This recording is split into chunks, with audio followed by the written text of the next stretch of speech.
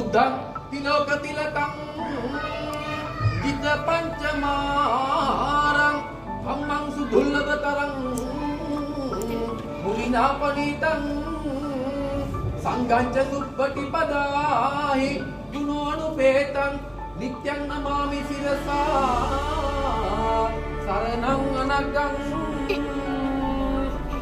පළමුව බුද්ධ රත්නයේ ගුණානුභාව ආඥාවෙන්, දෙවනුව ධම්ම රත්නයේ ගුණානුභාව ආඥාවෙන්, දෙවනුවත් සංඝ රත්නයේ ගුණානුභාව ආඥාවෙන්, සිවනුවත් විතරාක්ෂිත විරෝධ විරූපාක්ෂිත වෛශ්‍රණය කියනවා සතර දිව්‍ය රාජෝත්තමයන් වහන්සේලාගේ ගුණානුභාව ආඥාවෙන්, පස්වෙනුවත් පසේ බුදුමහරහතන් වහන්සේලාගේ ගුණානුභාව ආඥාවෙන්, සයනුවත් සයනුක්‍රක් ධර්මස්කන්ධයේ ගුණානුභාව ආඥාවෙන්, සත්වෙනුවත් අපතිලෝකුරු සම්්‍යක් සම්බුදු පියාණන් වහන්සේ මෙලොවට නිවන අතරේදී සත්‍ය උපිට වැඩ සිටි ගුණානුභාව ආඥාවෙන්, අටවෙනුවත් අටවිසි බුදුරජාණන්ගේ ගුණානුභාව ආඥාවෙන්, නවවෙනුවත් රවිචන්ද්‍ර පුත්‍රගේ ගුණානුභාව හේතුව කියනවා නවග්‍රහණ දින වහන්සේලාගේ ගුණානුභාව ආඥාවෙන් අදක් වෙන ආයෝත්පති දෙවලට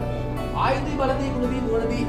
ජීවිත ආරක්ෂා කෙරෙත් ආවඩ ආයු භෝ වේවා, ආයු භෝ වේවා, ආයු භෝ වේවා.